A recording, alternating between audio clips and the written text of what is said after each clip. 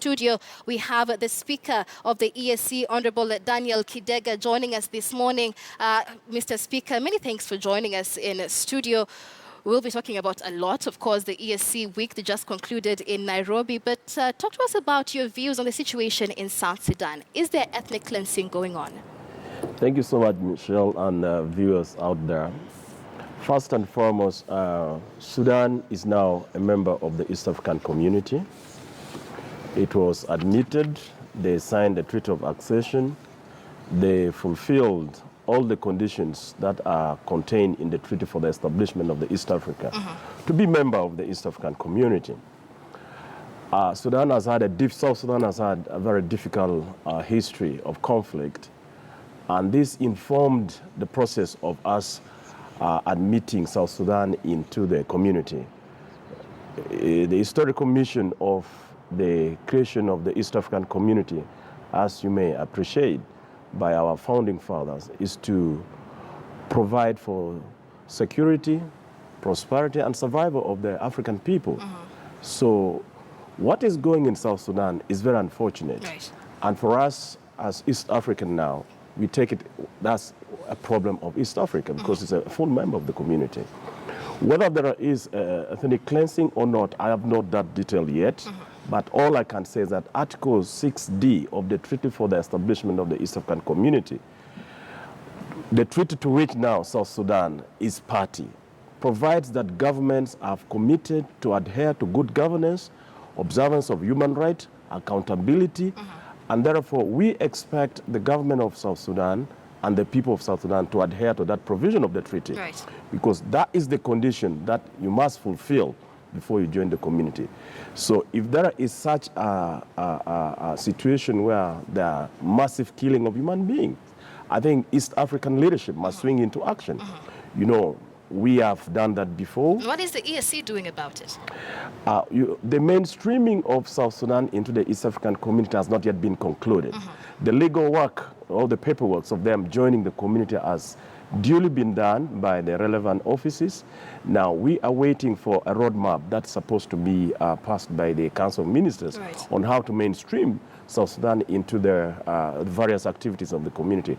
But with what is obtaining now, I think the leadership at the summit and other levels must hasten the step of seeing how best we can intervene within the EAC framework now to make sure we help the situation in South Sudan. Yes. You've mentioned several issues that are needed to be a member of the EAC. Of course, respecting human rights is one of them. Let's shift from South Sudan for a minute and talk about the situation in Uganda and Kasese. We've had members of parliament from the region threatening to take President Museveni to the International Criminal Court. A very contentious issue, of course, but there are allegations that human rights violations were committed in the killings in Kasese. Is there any plan within the EAC to take anybody accountable for this? Still on the same note, Uganda is a member state of the East African Community that duly committed itself to the conditions I've just mentioned to you earlier, to offer good governance to its people, an observance of human rights, and being accountable to the people. So what has happened in Kasese in the western part of Uganda is unfortunate. I really stand with the families that have lost their people. But what is important here is East Africans must get to understand the history of that part of Uganda. The Rwenzururu movement has been in place even before the independence of Uganda. So this is a problem that has been ongoing for a while. But what has unfolded this time round is very unfortunate. And I think the government of Uganda, and particularly the armed forces, must make sure that the people and property of the people are secure and they observe human rights. If the MPs think that they need to seek redress of any nature, Uganda is a democratic country and there are legal system in place. They are at liberty to do so. Yeah. All right. Yeah. And of course, away from that, we had the East African Legislative Assembly conclude a one-week sitting here in Nairobi. Top of the agenda was the gender bill in the country, but there was also issues of the candidature of CS Amina Mohammed for the position of chairperson of the AU. Talk to us about what issues were reached and what issues were discussed during that meeting. Yeah, first of all, I'd like to extend really my deepest appreciation to the government and people of Kenya, particularly Speaker Justin Muturi, who has hosted us here in Nairobi. We have been in Nairobi here from 30th. We've been conducting our business as usual, the rotational sitting of the parliament. This was the third meeting of the fifth session of the third parliament. During this sitting, we undertook a lot of activities. We debated two fundamental reports, very important. One report on the sensitization of the East African people, taking the integration process to the honor of the community. That's the people, the East African people. The Assembly has launched a protracted sensitization program to go to the people, to the population, explain to the people about the integration, where we are, what we have achieved, what challenge, and also get a feedback from them. What do they expect us to do? So that report was debated and passed.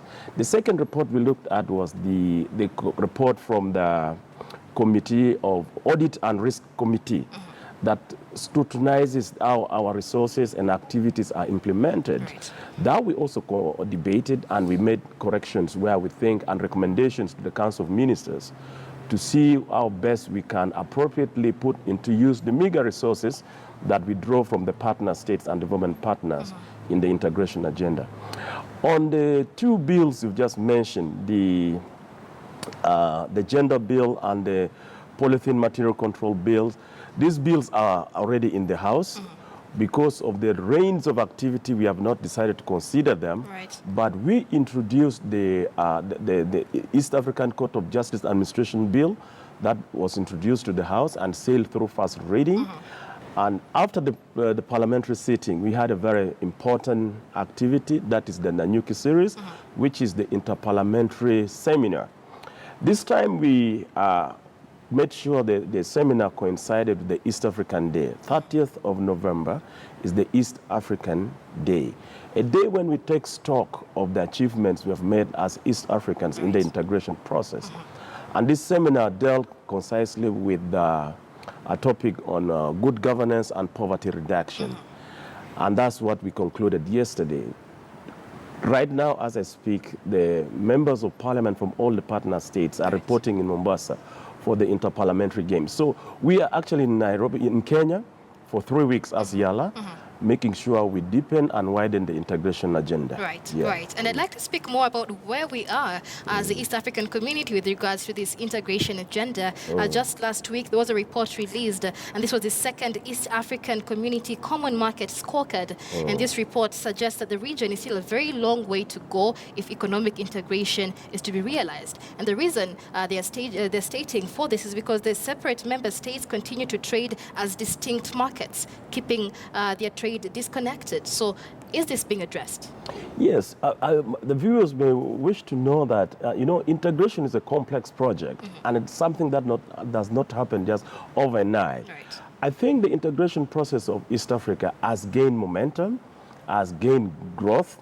We started with a custom union, as you may know. We have an operational custom union protocol which is in place. The single custom territory is working.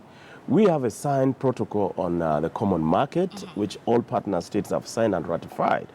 What you're talking about is now the implementation of the common market protocol, which we are grappling with. Right. I must agree with the report that true, there are certain aspects of the protocol which are actually the vast part of the protocol is not yet implemented. Trading is still not as smooth as possible, but we have made gains. We are working hard to eliminate all the non-tariff barriers. We have reduced the charges, which we are harmonizing a lot of things. We have a certificate of origin which is being implemented to protect our internal trade against the external trade. So a lot of things have happened and gain have been made. If you look at the intra-regional trade, the statistics, there is growth. If you look at the foreign direct inflows, investment inflows into the region, it has increased. So, in essence, I would like to allay the fear of our East African people and friends of the East African that the integration is not bearing fruits. No, there are fruits. The figures are clear. Right. Growth there's a lot of growth in trade. The free movement of persons is gaining momentum. Right, right. There are a few challenges, though, that we are still dealing with. Yeah. And these challenges are what I'd like us to continue speaking about. Of course, the report also continued to point out that the slow pace of integration is because of weak formal institutions.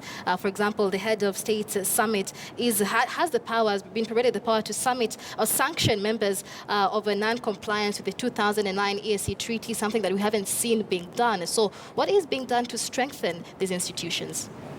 We have functioning institutions in the East African community. One of them is the East African Parliament. Right. The IALA is an organ of the community, and it's very vibrant. It's a representative organ of the community. It does lots of its work along legislation, oversight, and otherwise. We have other organizations like the Lake Victoria Basin Commission, which is in Kisumu, regulating the health of the Lake Victoria. We have so many other institutions which are functioning. So to make a sweeping statement that the institutions are weak, I will not agree so much, but we are strengthening these institutions to make them better. Yes, within the treaty for the establishment of the East African community, there are provisions for sanctions for partner states that do not comply with the provisions or what they have committed to. But this provision has not yet been evoked by or applied by the summit for simple reasons that we are a young community and we are very conscious of our history. You know, this is the second time we are putting this project into place. So we don't want to rock the boat. And we also know that ceding or sharing sovereignty is a complex matter that we don't need to really push so hard when we're doing. But we are committed. I know partner states are very committed to the integration process and gains are being made. Yeah. All right. And of course, the issues of funding also have taken center stage within the ESC. And just recently, we had the United States government pledge that they will give the ESC $194 million to help with the integration and improve the economy of the region. How do we expect this money to be used? Yes, you know, before donors bring money into the community, there are always set programs or activities for which that money is brought into. So there are activities that are meant to implement the various stages or the pillars of integration, mainly the common market provision and provision of improving the health arrangement in the community to improve the health services. And they are not only United States, there are several other donor communities that are supporting the integration process. But this integration process is not mainly centered in the hands of the donors. The integration process must be funded by the partner states. We should not allow our integration agenda to be determined by donors. Yes, we like and work with donors, but the mainstay of the funding should come from the partner states. It's a challenge that we as leaders are engaging with the governments of EAC to make sure that we take a center stage of funding the integration agenda, not to leave it in the hands of development partners. Now, before we wind up, Mr. Speaker, to an issue back in Uganda, it's not quite clear yet. Maybe you could clarify it for us. There has been reports of disparities with regard to the law school in Uganda, that Kenyans are not being allowed to enroll in the law school in Uganda. Can you confirm those allegations? No, it is the reverse. What is happening is that the Kenya Law School has issued a circular saying non-Kenyans shall not be allowed for the advocate training program in the Republic of Kenya here. So it's a matter which I don't want to go deep into, but it is because it is before court, it is before the High Court of Kenya. The affected students have gone to court to say that this is not proper. We are a community. Kenya is a partner state of the East African community, has signed and ratified the East African Common Market Protocol, is a signatory to the treaty. So that kind of mode or that kind of decision does not reflect the true spirit of integration. And actually, I would think it's against the Common Market Protocol. But this is a matter we have taken it up with the leadership of Kenya. And I'm sure the government of today in Kenya is a strong supporter of the integration process. So I think we need to consult the students that various political actors will make sure this matter is addressed. All right, many thanks for that clarification. And of course, as we wind up, let's return on a light note. Talk to us about the interparliamentary games that will be taking place in Mombasa. So all governments of all the 5 member states will be present there. What are some of the activities we'll be expecting? Yes, the Interparliamentary Games is one of the activities that the East African Legislative Assembly undertakes to promote integration through sports, but also strengthen the relationship between the partner state parliaments. So all the 5 partner states are converging in Mombasa to ferociously engage into interparliamentary games. We are going to have about 6 disciplines. We are going to have football, netball, volleyball, tug of war, golf, and where parliamentarians and staff of parliaments will be competing. And this is something which is very important. And I would like to appeal to the population of Kenya to join us in Mombasa to celebrate the integration agenda. These games are not just for the sake of entertainment. We are trying to demonstrate to the East African that we are a community, and also to promote the importance of sports in the integration process, but most importantly, as an industry that is now growing very fast in the world over, to bring wealth to our people and promote talents and also promote good health. All right, thank you very much for speaking to us. That is ESC Speaker Honorable Daniel Kidega speaking to us on matters, what's going on in South Sudan. Of course, allegations by the United Nations that there is ethnic cleansing going on in South Sudan, and as well telling us the progress of the integration process within the East African community.